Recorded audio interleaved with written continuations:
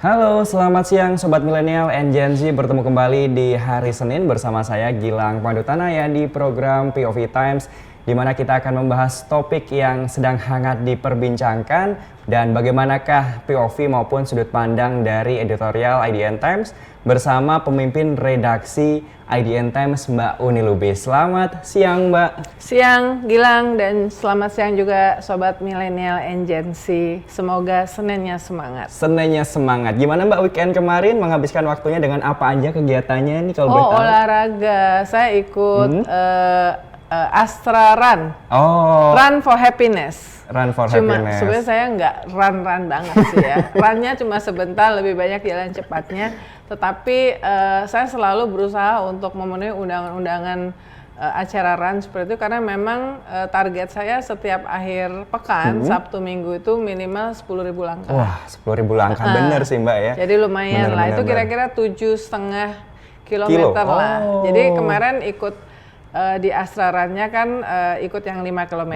Tapi kan dari pagi dan pagi ya. Kemudian siang sore saya masih nambah jalan, jadi lumayan lah dapat 7 sampai 8 kilo untuk Sabtu dan Minggu. Sabtu Minggunya biar lebih seger memasuki hari Seninnya. Nah, di hari Senin tentunya akan ada topik yang akan kita bahas. Di minggu lalu POV Times kita membahas mengenai judi online, di mana pegawai Komdigi terlibat yang seharusnya memberantas tapi justru melindungi situs-situs judi online, di mana mereka setiap yang melindungi satu situs mendapatkan 8,5 juta.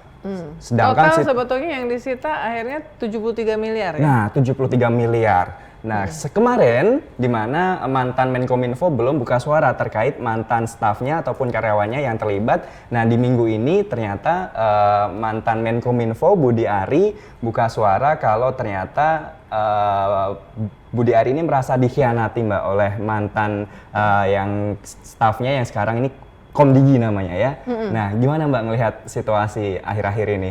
Ya, ini memang judi online ini sangat menarik dan sangat penting untuk kita ditangani secara serius oleh aparat penegak hukum dan pemerintahan Presiden Prabowo, karena dari judi online itu langsung ke yang melakukan ya, dan banyak itu rakyat biasa ya yang terjerat, anak-anak muda itu terus kemudian terjerat pinjol ya, dan dari pinjol sudah ada yang sampai melakukan tindakan drastis termasuk bunuh diri ya. Jadi ini menurut saya selain makanan bergizi gratis, kemudian hilirisasi, kemudian kemandirian pangan yang berkaitan dengan anak muda, dengan rakyat luas, ini judol, ini harus ditangani dengan serius dan ketemu momentumnya ketika polisi kemudian menangkap ya, yang perkembangan terbaru itu sudah 18 ya, yang jadi tersangka, 2 diantaranya dari luar Komdigi.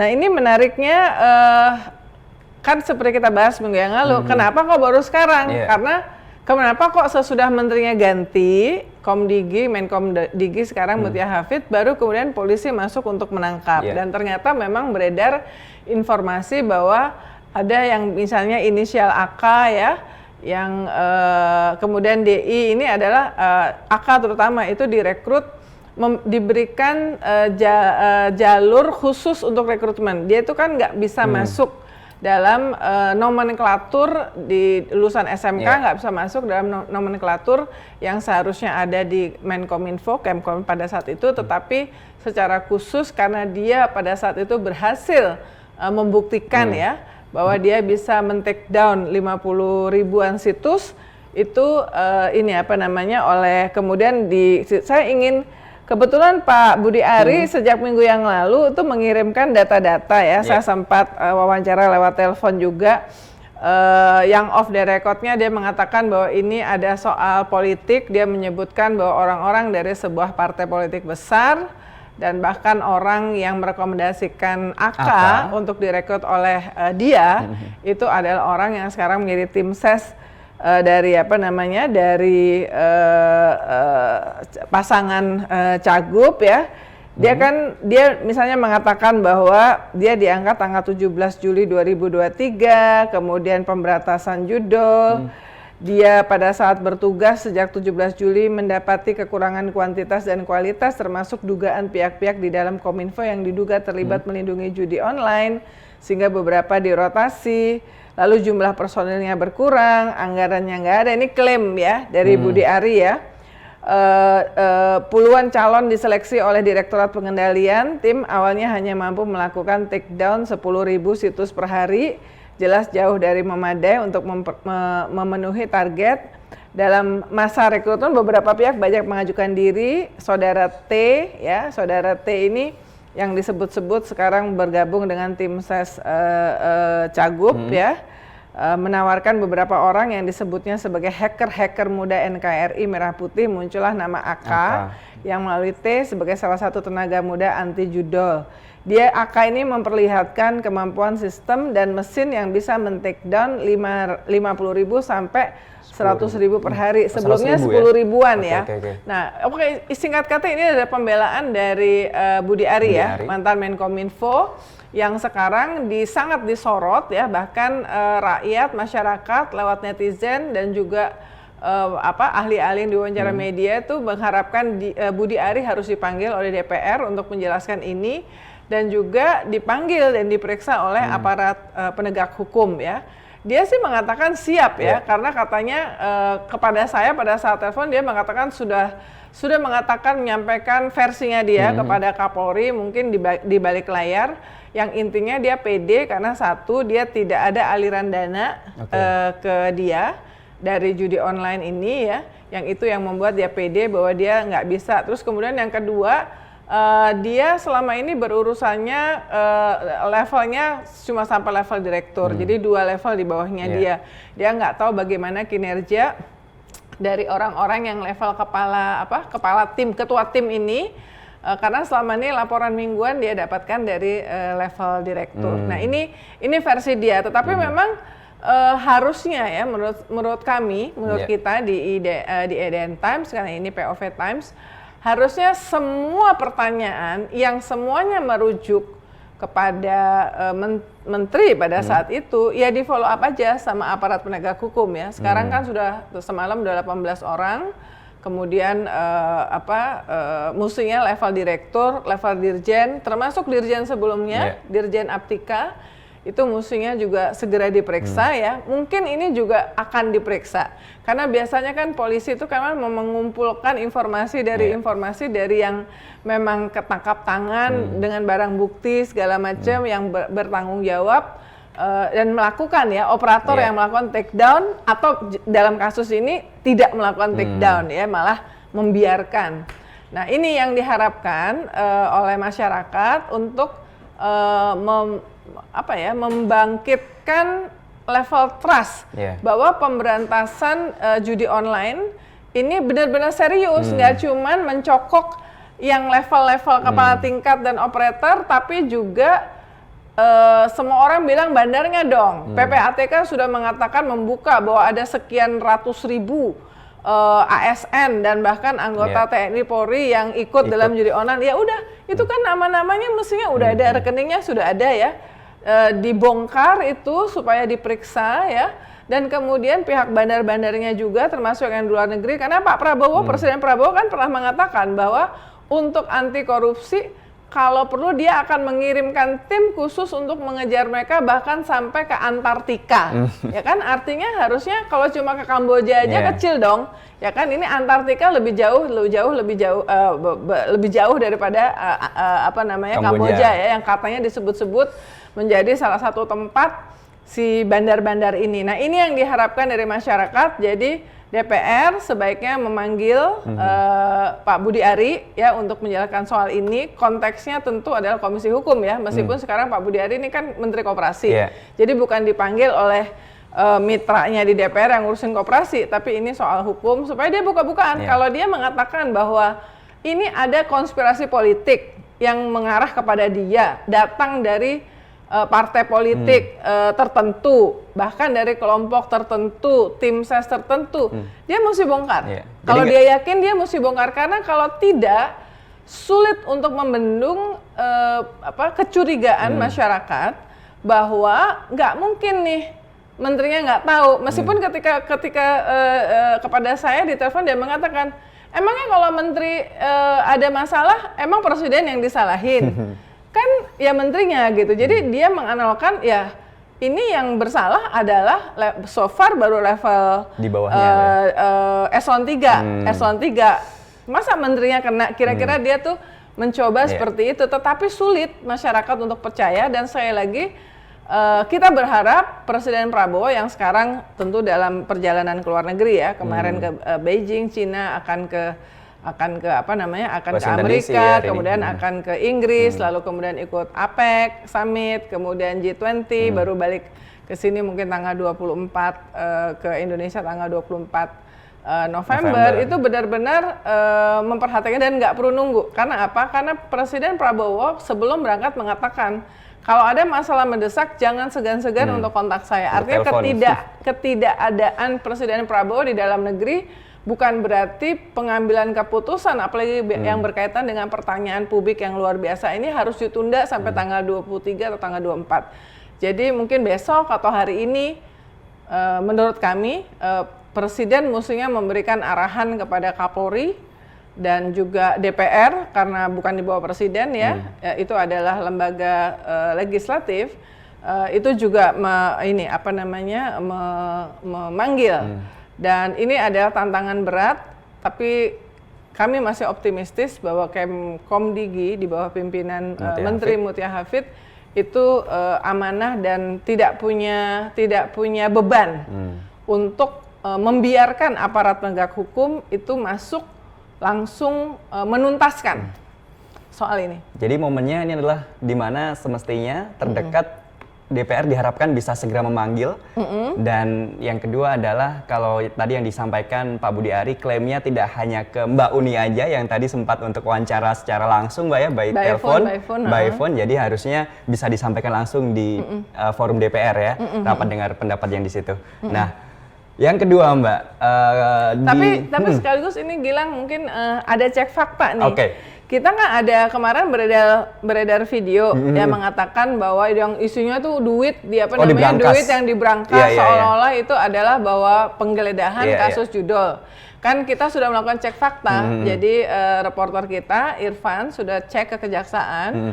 Memang itu kejadian penggeledahan ada, tapi ini bukan kasus judi online, tapi ini kasus yang berkaitan dengan PT Duta Palma dan menyangkut duit lebih dari 800 miliar. Jadi teman-teman sekalian, banyak sekali video beredar mengatakan bahwa itu, bahkan ini yang mengupload videonya ini kan Ahmad Sahroni, politisi Nasdem ya.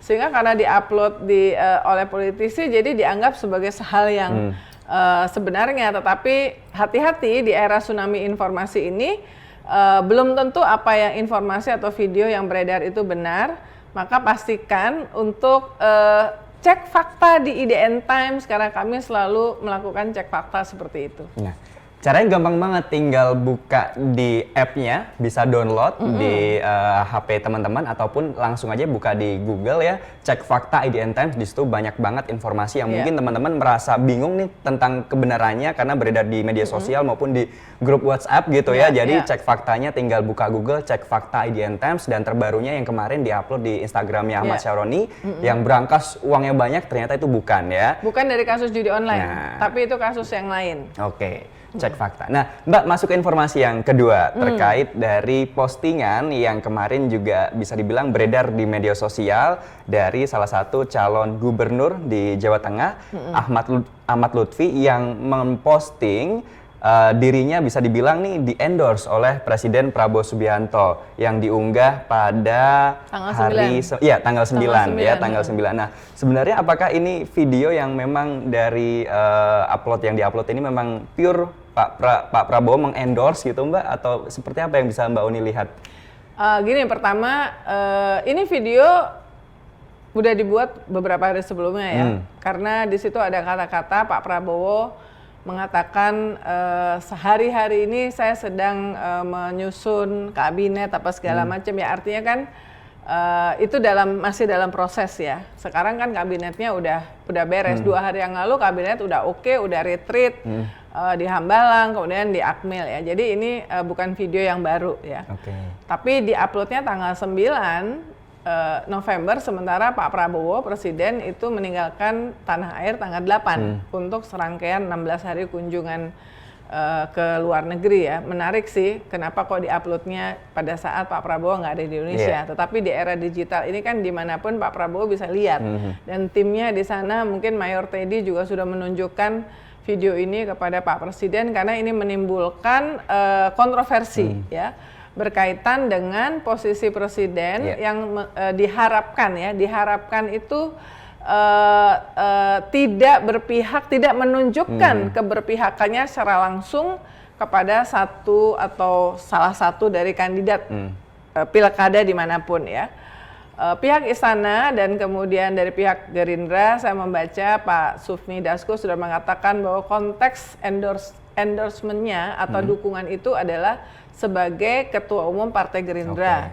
Tapi ini tentu saja sulit, sama seperti ketika orang mengkritisi Presiden Jokowi cawe-cawe untuk urusan Pilpres. Karena kebetulan di situ anaknya menjadi salah satu kandidat wakil presiden. Kemudian Pak Jokowi mendapatkan kritikan yang luar biasa ya.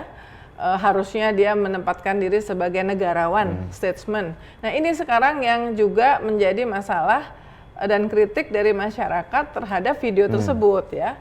Dan video tersebut nampaknya dibuat ketika termasuk baik Cagup maupun Cawagup itu dan Pak Prabowo di situ kelihatan ada Pak mantan Presiden Jokowi karena postingan terakhirnya adalah video, postingan sebelumnya itu adalah pertemuan 4 orang itu ya, dan bajunya biru yang dikenakan oleh baik Pak Prabowo maupun Cagup dan Cawagup Jawa Tengah itu nampaknya baju yang sama ya. Nah, publik itu mengira-ngira, saya membaca analisa, wah jangan-jangan Pak Prabowo nih kejebak quote unquote nih, ya kan?